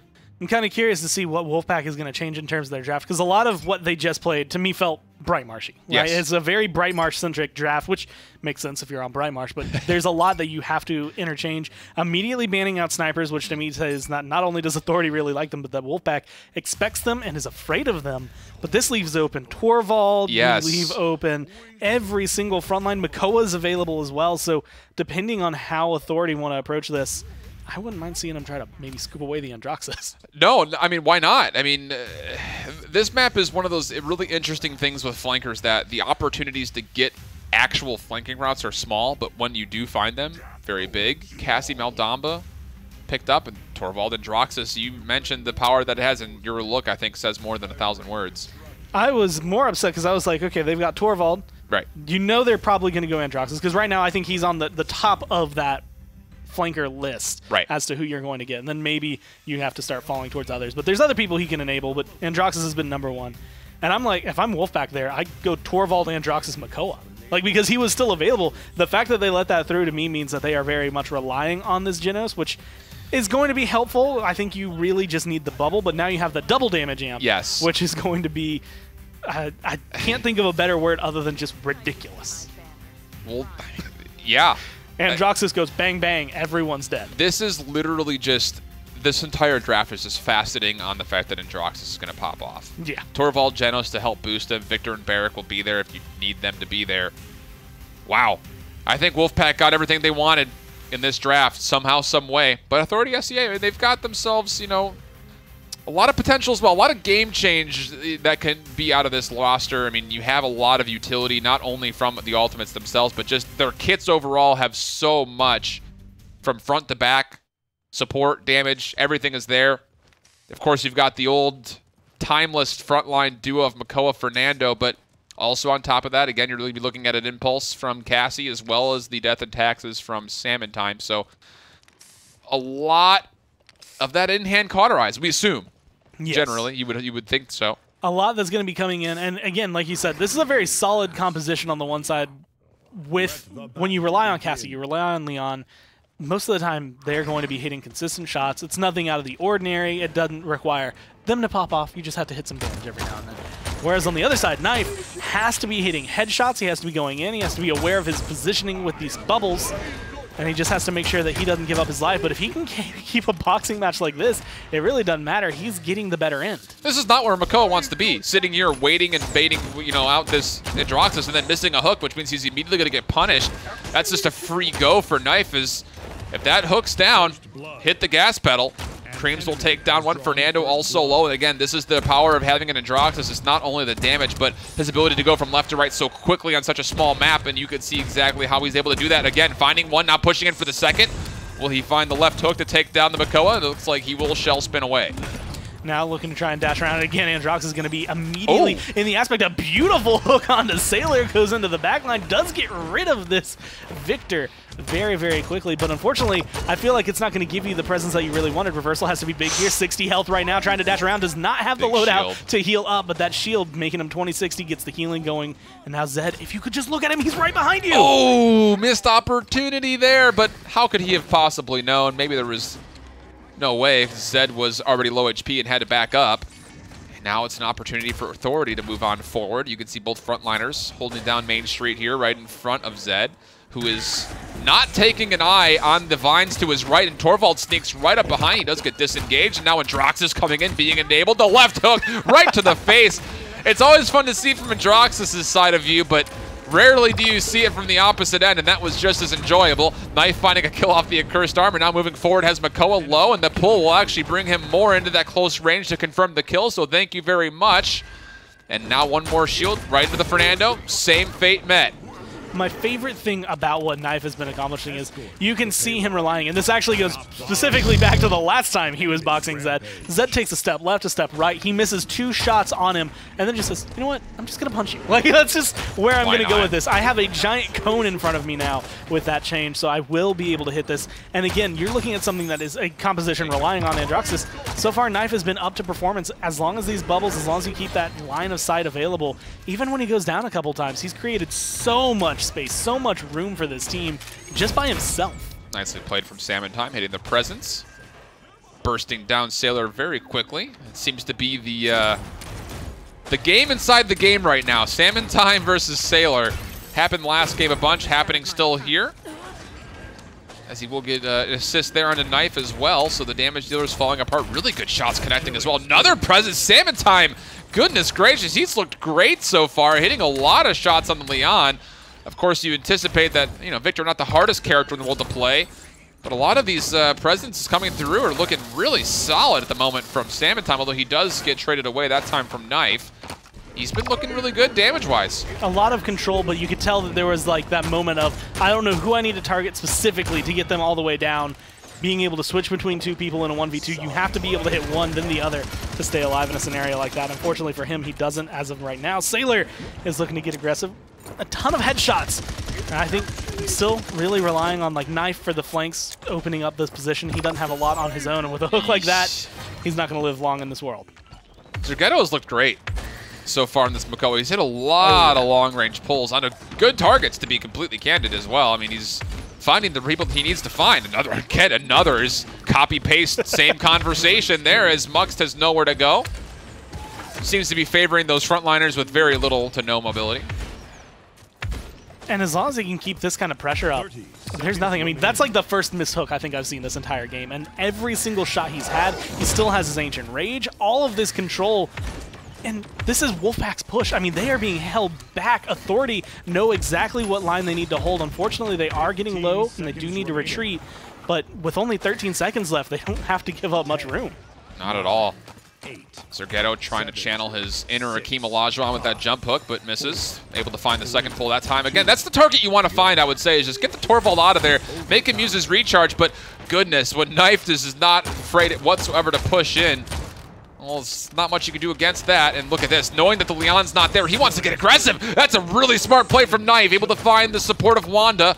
That might keep this push just a little bit more alive, although he's having a hard time doing the same. Able to find himself back out. Salmon Time back alive, and will find enough poke to take down Creams and successfully sustain the defense. And once again, Zergetto just does a little bit of a bonus. Hits one late.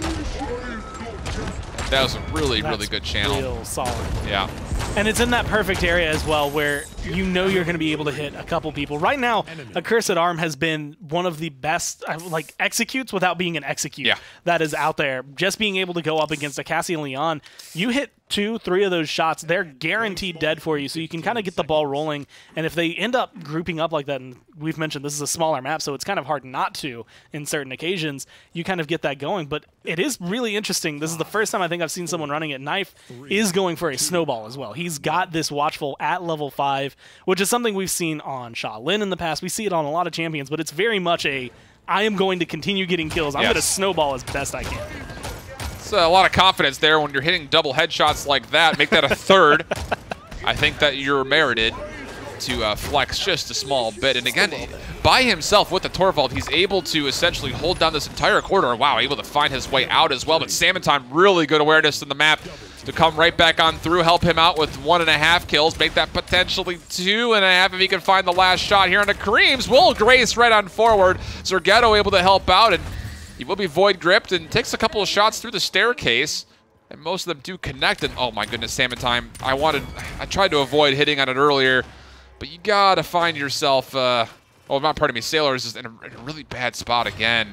His team's falling all apart around him. He needs to back up, stay alive.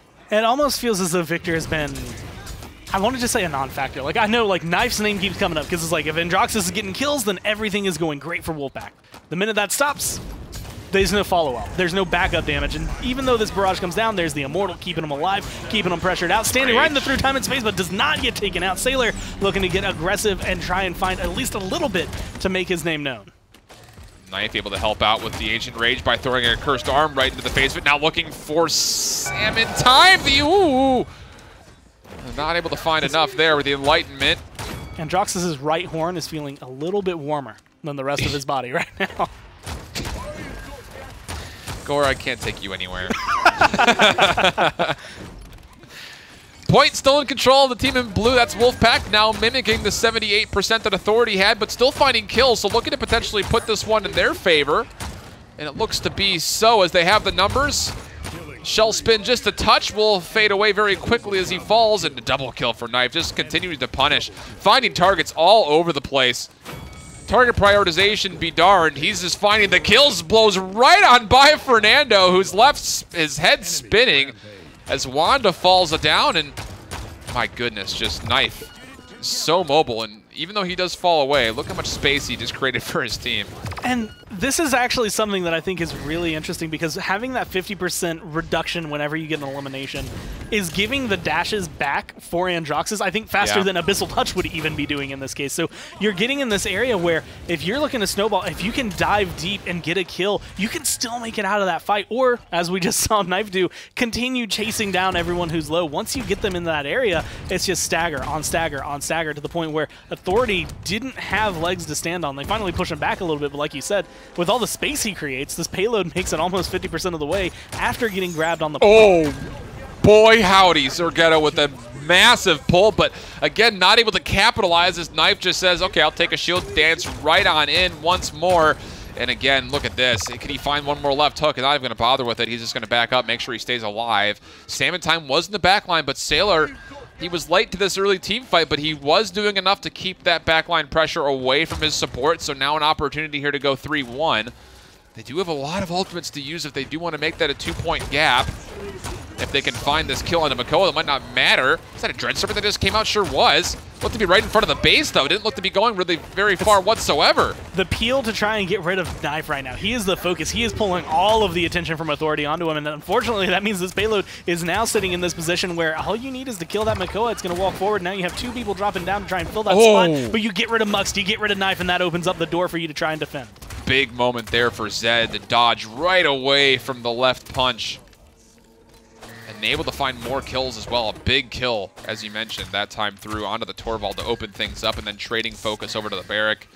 Good play there from Zed. We haven't really said his name much this game, but he did enough there to keep his team in that 1-point differential at the moment. Still plenty of time for one more committal. And Zed, again, like I say, you got to be a little bit careful there, buddy. You need to get your frontliners up there. There's no Makoa, no Fernando in front of you. If you get caught out, that's really bad because you are the main course of damage, at least in these instances. Leon can do a lot, but that impulse does more. Mux taken down again on the backhand of a nice blast shot. And unfortunately, once that bubble's gone, you can see Knife is a little bit more scared to try and fight the way that he has been. They're still going to be able to get overtime, but Barrack does not have the health bar to withstand this much damage for this long. But being able to find a kill, if Sailor could step up, that might be the difference. There's going to be the bowling ball shield. Nah, that's not going to live through. I would have been lost for words if he stayed alive throughout that. Mux doing a very good job of keeping that triggered on him. And ooh, there's 2 times now that I've seen Makoa hook people when he really shouldn't be. That was one of them that could have put it into overtime. Yeah, and the other was when he pulled the Androxus into him to get punched to death.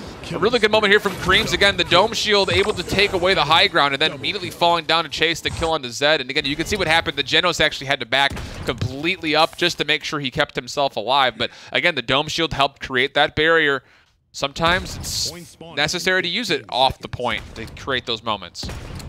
16, 8, and 7 right now. Knife, I think I've said his name more in the last like 2 minutes than I think throughout the entirety of the set, although there's only been one game before this, but he is the all-in for Wolfpack. I like the loadout. He's gone for Nimble, which is a little curious. I actually like what we saw a little bit yesterday on Stone Keep, was people going more for this Master Riding and kind of doing what Creams is doing. Get into the backline as fast as you can, and if you're someone like Androxus, someone like Barrack, that's extra damage they get, and most of the time people aren't expecting you to be there that quickly. Mortal being used very early, though, in this team fight. Dread Serpent used immediately after, so no follow-up, but ooh, the Barrack does walk into it right near the end of its channel. Ancient Rage also being used, and both frontliners are kind of just biding their time at the moment. A little bit of a stalemate, as nothing really was gained nor lost off of that. Now we're back to the same old story. Mux and Knife holding down this tapestry side in the church. They're able to find Zorgetto, and then immediately right back out once again. You can see Mux is just waiting and hoping he can find a way to get his shield off, but oh, able to dodge aside, and Knife, a little right-left. The triple deke out of the Mighty Duck days, able to come back and find Salmon Time right after that Enlightenment, and now looking for more. Not able to find anything. Those are just not able to find that hook. That would have been a big one. So Knife does stay alive, 66% for Wolfpack, and counting up. As, again, look at the pressure being put on. Fernando can't even touch. Creams takes him down. Right into the back line goes Knife, trying to find more kills. Reversal goes up. damage orb comes out, not able to find anything, but the dome shield right at the nick of time. 99% here, Will. I don't know if there's going to be an opportunity for Authority to contest. They get rid of Zergetta, they get rid of Zed, now looking to potentially get rid of Wanda. That's definitely going to be them holding onto this overtime ticking down. I don't see Side Conqueror dashing in, so now 3-2. And we were looking at the last round, if you really want that 2-point difference for a 3-1, maybe you commit some ults. But when you are looking at a win, I expect Wolfpack to charge up whatever they can and use that to try and close out this game, at least if they feel sure of themselves. It is in this awkward position of, if you dump everything, Authority might just sweep it away from you. Very well could, but at the moment, no chance of losing this game for Wolfpack. Only a chance to capitalize a win after what was a very interesting start again. Whoa! Later, dude! Have a nice swim. The Dread Serpent coming out right as Androxus was trying to dash right back in. Not sure if that was the fullest value out of the ultimate, but it was a funny value out of it. And you know Knife is upset about it, too. Like, that's the big thing. Accursed Arm was actually used. I think that might have pulled him out of that. Or did he get some kills with that right beforehand? I think he must have gotten it before. That had to be, like, maybe just barely finished. Either way, you know he's upset because he just gets pushed right off the edge. And he's able to come back with a Fury as well, finding one. Oh, and able to hit the reversal for a second. That's going to be the go card to move on through, but he does just narrowly slip off the high ground before he can take down Cassie. So again, all 5 members for Authority have to wait and spawn, at least marginally near it. Oh, and whoa, big target prioritization. Wanda getting eliminated, just melted off the face of the planet. And now the barrage coming down from the Victor to help take down Fernando. Meanwhile, Knife in the back line will be able to create the space. And Wolfpack, what I was trying to get at before we saw Knife's a little bit more of hysterics as he gets pushed off the map was they started off terribly with that disqualification for not showing up. That's exactly what I was just thinking. And they're able to find the 2 maps they need. That's, for all intents and purposes, a 2-0 for them. You pretty much come into a set and it's just, by the way, you're down a map. Oh, okay. Okay, well, I guess we'll just win 2 anyway and make it not matter. If it's a best of 3, you still only had to play and win 2 games. Right. Hey, that's the way it goes. Take a look at the standings, see how that all pans everything out here in SCA. A much-needed win, though, for Wolfpack. They absolutely needed that win. That would have been terrible if they were to fall 0-2 here in this iteration of the PGS. They were able to sit right in the middle, tied, essentially, for second with Authority.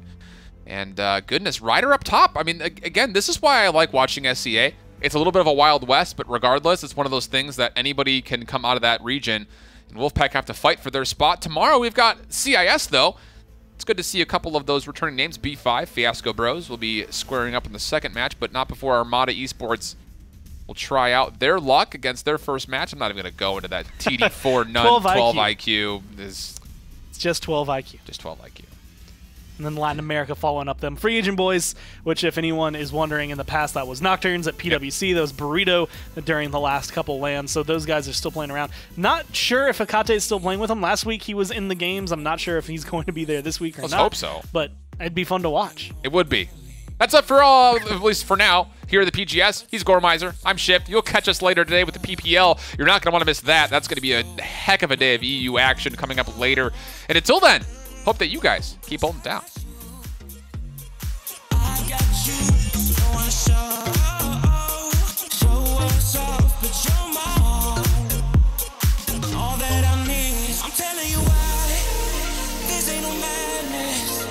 Smoke in the mirrors, our memories now the sun has come down like a river rushing way up above.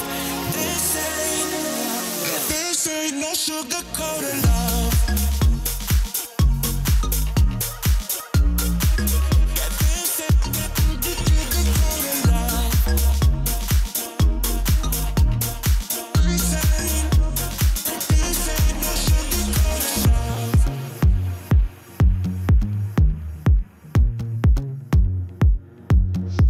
I stay